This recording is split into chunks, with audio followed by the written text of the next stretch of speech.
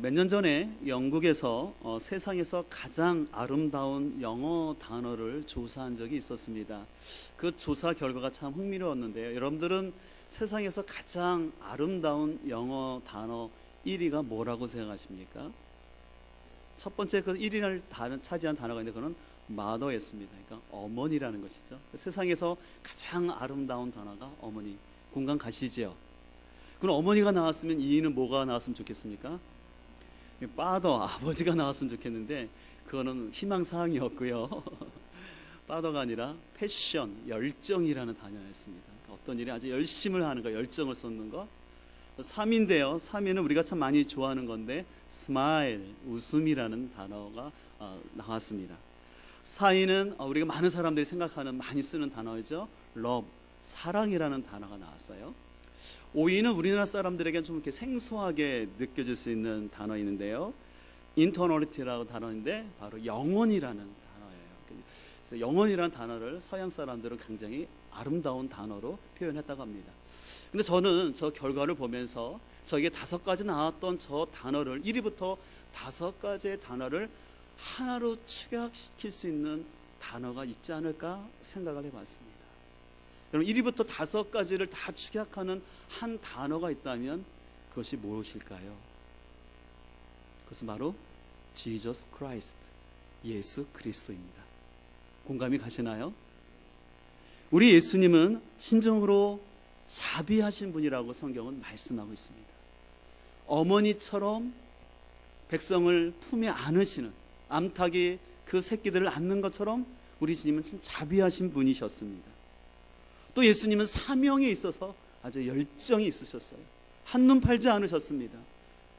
또 한 가지 예수님께서는 많은 가르침을 주시는데 예수님의 가르침은 참 재미가 있었고 위트가 있는, 웃음이 넘치는 그런 가르침이었습니다.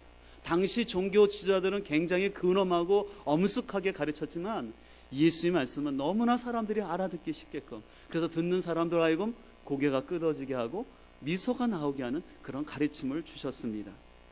또 궁극적으로 예수님께서는 십자가에서 죽기까지 우리를 사랑하셨음을 알 수가 있습니다. 그리고 예수님께서 우리를 위해서 십자가에 죽으심으로 말미암아 우리에게 영원한 천국을 허락하여 주신 줄 믿습니다. 그래서 오늘 함께 읽은 오늘 본문 14절에부터 이렇게 기록하고 있습니다. 우리가 좀 더 우리 학생들도 함께 예배드리기 때문에 쉽게 이해하기 위해서 세 번역에는 이렇게 기록되어 있습니다. 앞에 자막을 보실까요? 14절 보면 이렇게 되어 있습니다. 이 자녀들은, 우리들을 말하는 겁니다. 사람들은 피와 살을 가진 사람들이기에 그도, 예수님을 말합니다. 예수님께서도 역시 피와 살을 가지셨습니다. 그것은 그가, 예수님이죠, 죽음을 겪으시고 죽음의 세력을 쥐고 있는 자, 곧 악마를 멸하시고 또 일생 동안 죽음의 공포 때문에 종노릇 하는 사람들을 해방시키기 위함이었습니다 라고 말합니다. 예수님께서는 자신의 죽으심을 통하여서 우리가 죽음의 공포 가운데 있는 우리들, 근데 그것을 누가 배후에서 역사하고 있냐면 마귀라는 존재가 사람들 가운데 죄를 짓게 할 뿐만 아니라 그 죽음의 공포 가운데 있게 하는데, 바로 예수님께서는 우리를 위해서 대신 죽어주심으로 말미암아 우리가 더 이상 죽음에 무서워하지 않고 죽음에서 자유케 한 줄 믿습니다.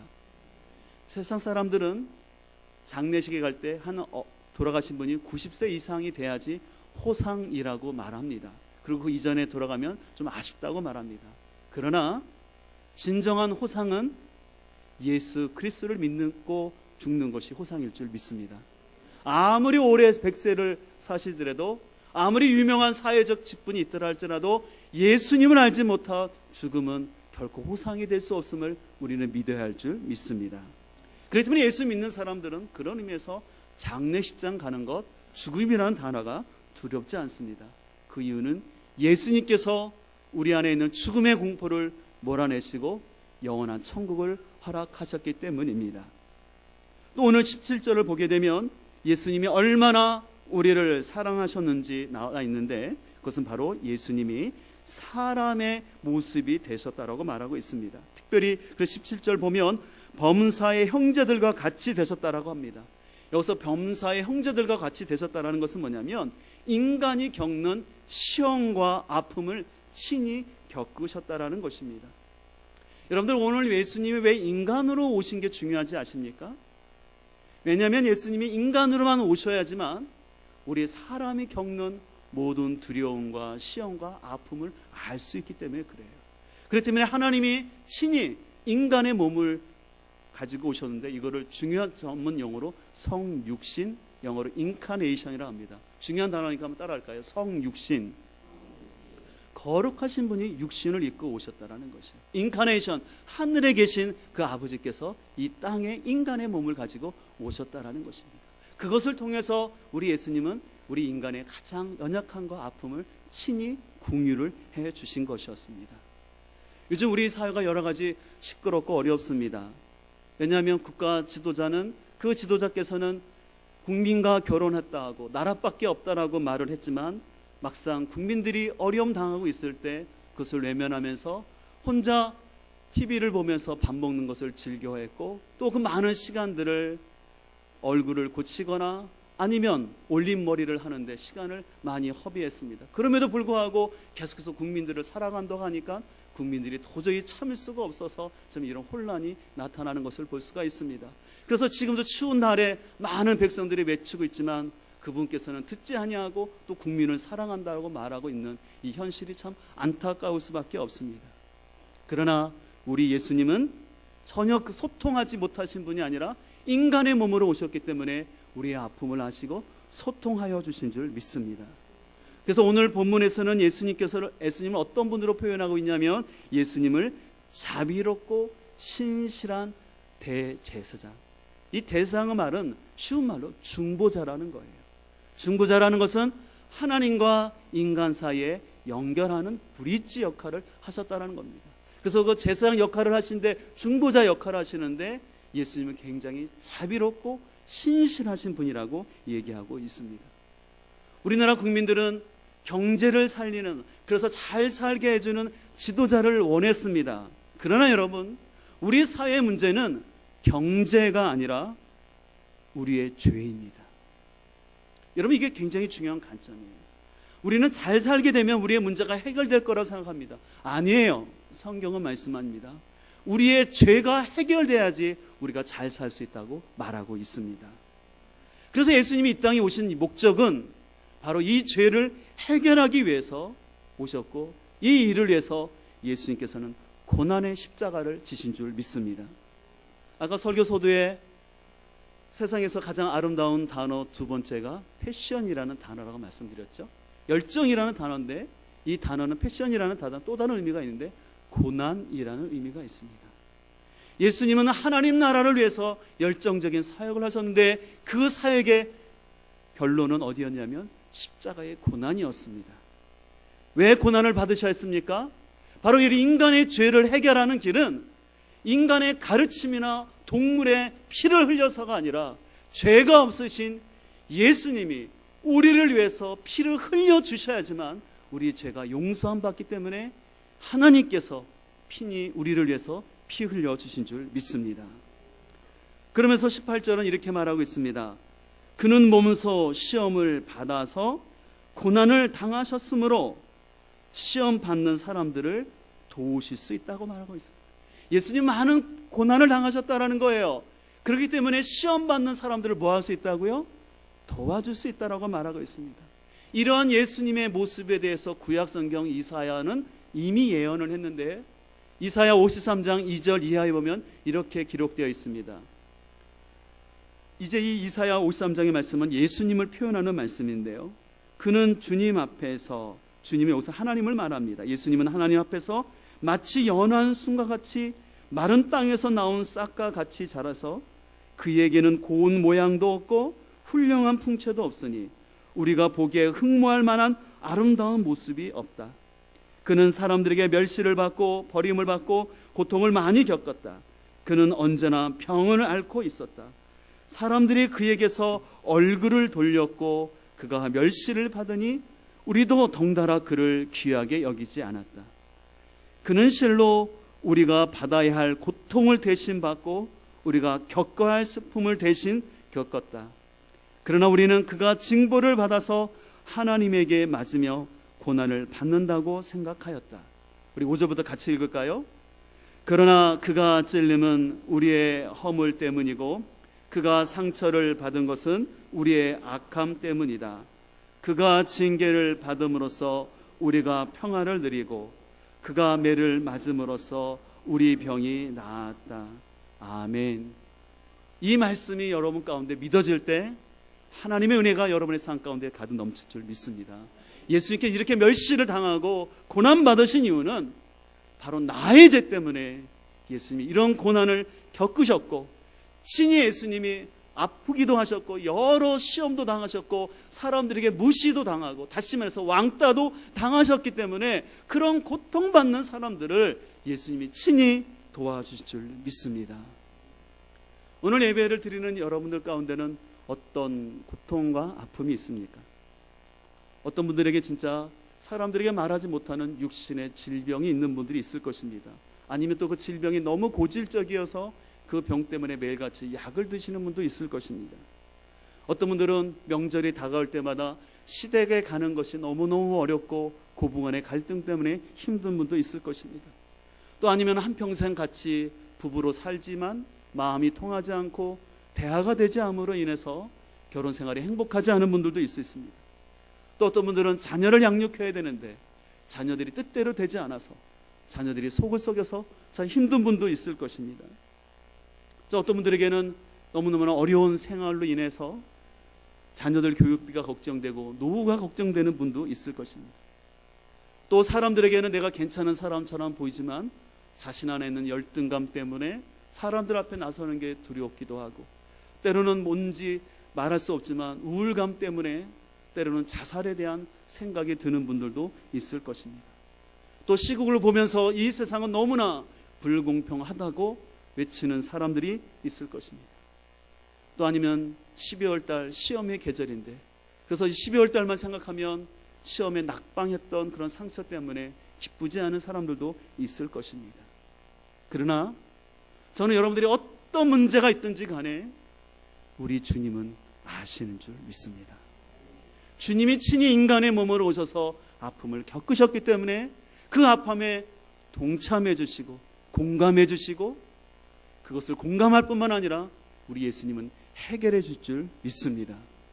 왜냐하면 우리 예수님은 지금 가만히 계신 분이 아니라 십자가에서 부활하신 다음에 하나님 보좌 우편에 앉으셔서 지금도 우리를 위해서, 여러분을 위해서 중보하고 계신 줄 믿습니다. 여러분의 삶에 어떤 문제가 있든지 간에 그 문제 때문에 포기하지 마시고 여러분을 위해서 중보하시는 그 예수님을 우리 모두가 바라볼 수 있기를 간절히 소망합니다. 여러분들은 예수님의 얼굴을 보셨습니까? 보신 분이 다 없지요. 여러분들은 예수님의 모습이 어떻다고 생각합니까? 첫 번째 예수님의 얼굴을 좀 보여드리고자 하는데요, 이 사진 많이 봤죠? 많은 사람들이 예수님 하면 이 사진을 생각할 겁니다. 이 사진은 시카고 태생의 워너 셀만이라는 사람이 20세기 초에 그린 예수님의 얼굴이라는 작품이에요. 자, 보게 되면 예수님이 눈을 들어 하늘로 보시고 또 하늘에서 빛이 그 얼굴 쪽에 빛나는 모습을 볼 수가 있습니다. 그리고 머리가 기시죠. 금발에, 그래서 서양인의 모습으로서 백인의 모습입니다. 그래서 우리 많은 사람들이 예수님 하면 저 그림이 각인되었죠. 그래서 저 그림이 5억 장, 5억 장이나 그려졌다고 합니다. 굉장히 많이 유명한 그림입니다. 다음 사진이 있는데요, 여러분 이 사진 많이 보셨나요?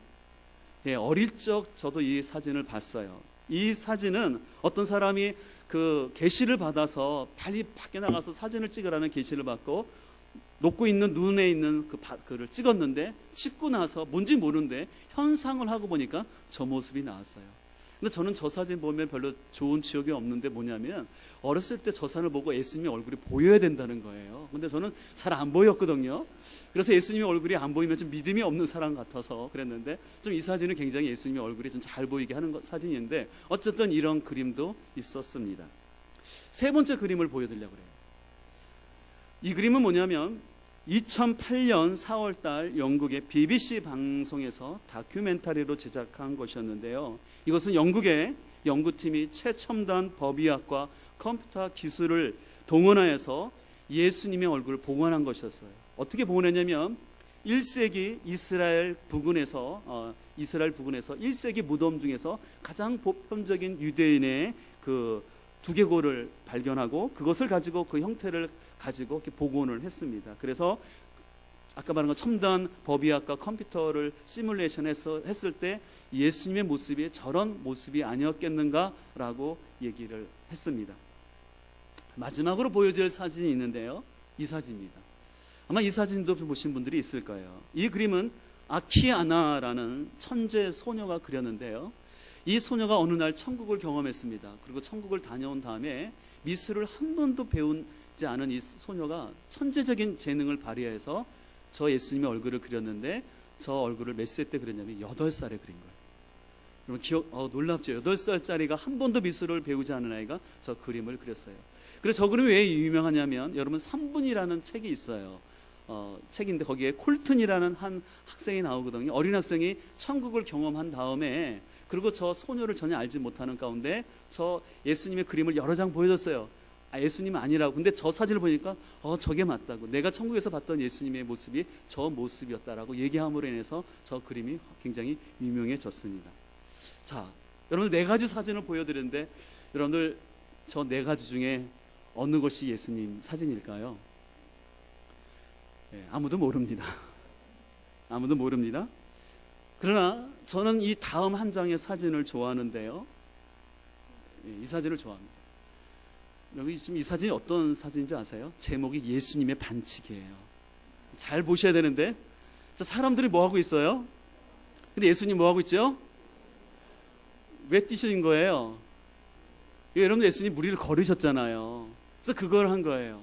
저를 보는 순간, 그래서 사진이 잘 안 나와서 그러는데 지금 예수님 얼굴 보면 웃는 모습이세요. 예수님이 아주 유쾌하게 나 잡아봐라 하고 예수님이 뛰고 있어요. 저는 저 사진을 보면서 참 좋았던 게 뭐냐면, 우리 예수님의 모습은 저 모습이 아닐까 생각해 봅니다. 우리가 그전에 봤던 가시관을 쓰신 예수님의 모습도 예수님이지만, 우리 예수님은 우리를 위해서 구원자일 뿐만 아니라 우리의 소망이 되시고 웃으면서 우리를 기다려주시는 예수님인 줄 믿습니다. 그래서 저는 이렇게 말하고 싶습니다. 여러분들 예수님 믿는데 너무 심각하지 믿지 않았으면 좋겠어요. 우리 옆에 사람에게 인사하실까요? 너무 심각하게 믿지 맙시다. 자기 혼자 십자가를 다 지른 것처럼, 자기 혼자 면류관을 다 쓴 것처럼 여러분 너무 심각하게 우리 믿지 않으셨으면 좋겠어요. 우리가 기억할 것은 우리 인간의 한계를 고백하는 거예요. 우리 지난 12월 동안 우리 전도서를 묵상하면서 해 아래의 인생이라는 건 다 덧없는 한계가 있다는 것을 고백하면서, 그러나 하나님이 주어진 이 때를 감사하면서 즐기면서 최선을 다하되 언젠가는 하나님 앞에서 모든 것이 평가받을 것을 기억하면서 우리는 창조주 하나님을 기억하며 나가야 할 줄 믿습니다. 그래서 전도서 12장 1절은 마지막 결론을 다음과 같이 얘기했습니다. 우리 같이 한번 읽겠습니다. 시작. 너는 청년의 때 너희 창조주를 기억하라. 곧 공고한 날이 이르기 전에 나는 아무 낙이 없다고 할 해들이 가깝기 전에. 오늘 성탄절을 통해서 우리가 기억할 분은 예수 그리스도인 줄 믿습니다. 성탄절은 선물도 아니고 공연도 아니고 예수 그리스도를 기억하는 날인 줄 믿습니다. 우리가 예수 그리스도를 기억할 때 예수님 우리 고난 가운데 함께 하시고 우리에게 밝은 웃음으로 함께 할 줄 믿습니다.